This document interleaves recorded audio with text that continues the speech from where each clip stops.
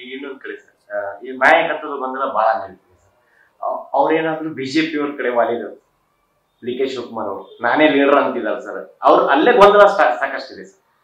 ಸಿದ್ದರಾಮಯ್ಯ ಮೊದಲಿಂದ ಹೇಳ್ತಾ ಇದ್ದೇನೆ, ಕಾಂಗ್ರೆಸ್ ಪಾರ್ಟಿಯಲ್ಲಿ ನ್ಯಾಷನಲ್ ಲೆವೆಲ್ ಹಿಡ್ಕೊಂಡು ರಾಜ್ಯ ಮಟ್ಟದಲ್ಲಿ ಇನ್ ಫೈಟಿಂಗ್ ಭಾಳ ಜೋರಿದೆ. ಒಂದು ಏನಾಗಿದೆ, ಅಲ್ಲಿ ಗಾಂಧಿ ಕುಟುಂಬ, ನೆಹರು ಕುಟುಂಬ ಇದ್ರ ಮೇಲೆ ಎಂಟೈರ್ಲಿ ಡಿಪೆಂಡ್ ಆಗಿದೆ. ಈಗ ಶಶಿ ತರೂರ್ ಅಂತವ್ರು ಬಹಳ ಒಳ್ಳೆ ರೀತಿ ಅಧ್ಯಯನ ಮಾಡಿದಂಥ ವ್ಯಕ್ತಿ, ಹಲವಾರು ಉತ್ತಮ ಪುಸ್ತಕಗಳನ್ನು ಬರೆದಿದ್ದಾರೆ. ಶಶಿ ತರೂರ್ ಅವರು ಇದ್ದದ್ದು ಫ್ರ್ಯಾಂಕ್ ಆದಂಥ ಅಭಿಪ್ರಾಯನ ಹೇಳಿದಾಗ ಅದು ಕಾಂಗ್ರೆಸ್ನ ಹೈಕಮಾಂಡ್ ವಿರುದ್ಧ ಆಗ್ತದೆ ಅನ್ನುವಂಥದ್ದು ಒಂದು ತಿಳುವಳಿಕೆ ಇದೆ. ಅಂದ್ರೆ ಕಾಂಗ್ರೆಸ್ ಹೈಕಮಾಂಡ್ ಅಂದ್ರೆ ನೆಹರು ಫ್ಯಾಮಿಲಿ, ಗಾಂಧಿ ಫ್ಯಾಮಿಲಿ.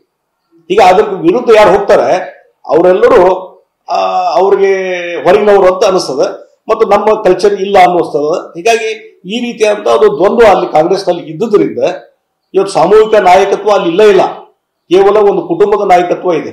ಅದರಿಂದ ಎಲ್ಲ ದ್ವಂದ್ವ ಆಗ್ತಾ ಇದೆ. ಮತ್ತು ಇನ್ ಫೈಟಿಂಗ್ ಭಾಳ ಇದೆ.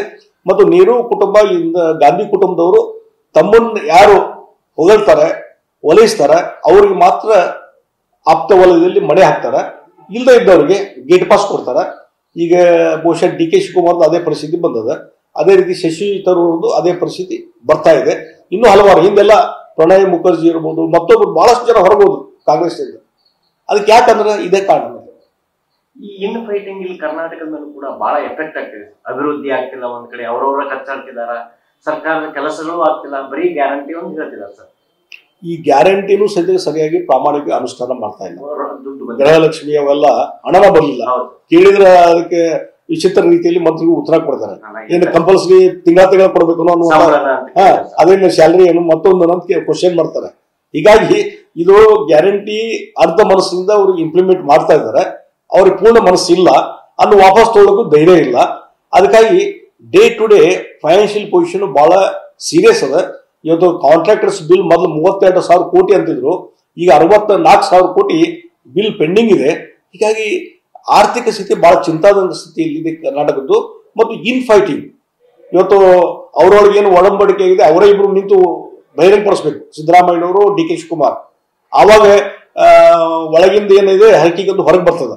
ಅದು ಬಿಟ್ಟು ಈಗ ನಾನು ಅವ್ರು ಹೈಕಮಾಂಡ್ ಬಿಟ್ಟಂತ ವಿಚಾರ ಮತ್ತೊಂದು ಒಬ್ಬರು ಮುಖ್ಯಮಂತ್ರಿ ಮುಂದುವರ್ಸ್ಬೇಕಂತಾರ, ಅವ್ರು ಬ್ಯಾಡ ಅಂತಾರ. ಡಿ ಕೆ ಶಿವಕುಮಾರ್ ಆದಷ್ಟು ಬೇಗ ಮುಖ್ಯಮಂತ್ರಿ ಆಗೋದಂತ ಅವ್ರು ನಿಂತಿದ್ದಾರೆ. ಈ ಇನ್ ಫೈಟಿಂಗ್ ಇದೆಯಲ್ಲ, ಇದೇನು ಪ್ರಾಕ್ಸಿ ವಾರ್, ನೇರವಾಗಿ ಹೇಳುದಿಲ್ಲ ಅವರು. ಪ್ರಾಕ್ಸಿ ಸಿದ್ದರಾಮಯ್ಯವರು ತಮ್ಮ ಹಿಂಬಾಲಕರ ಮುಖಾಂತರ ಸ್ಟೇಟ್ಮೆಂಟ್ ಕಳಿಸ್ತಾರೆ ಡಿ ಕೆ ಶಿವಕುಮಾರ್ ವಿರುದ್ಧ. ಡಿ ಕೆ ಶಿವಕುಮಾರ್ ಕೆಳಗಿರುವಂತಹ ಕೆಲವು ಶಾಸಕರು ಸಿದ್ದರಾಮಯ್ಯ ವಿರುದ್ಧ ಅಥವಾ ಡಿ ಕೆ ಶಿವಕುಮಾರ್ ಮುಖ್ಯಮಂತ್ರಿ ಆಗಲಿ ಅಂತ ಹೇಳ್ತಾರೆ. ಹೀಗಾಗಿ ಈ ಇನ್ ಫೈಟಿಂಗ್ ಇದೆಲ್ಲ ನೇರವಾಗಿ ಲೀಡರ್ಸ್ ಮಾತಾಡದಿದ್ರು ಪ್ರಾಕ್ಸಿ ವಾರ್ ಬೇರೆಯವರ ಮುಖಾಂತರ ಇವತ್ತು ಹೇಳಿಕೆಗಳನ್ನು ಕೊಡುವಂಥದ್ದು ಸ್ಟಾರ್ಟ್ ಆಗಿದೆ. ಇದು ಇವತ್ತಿಲ್ಲ ನಾಳೆ ತೊಂದರೆ ಆಗ್ತದೆ ಡೆಫಿನೆಟ್ಲಿ. ಮತ್ತು ಇದರಿಂದ ಸರ್ಕಾರಕ್ಕೂ ತೊಂದರೆ ಆಗ್ತದೆ. ಯಾವುದೇ ಕ್ಷಣದಲ್ಲಿ ಸರ್ಕಾರಕ್ಕೆ ಏನ್ ಬೇಕಾದ್ರೂ ಆಗ್ಬೋದು.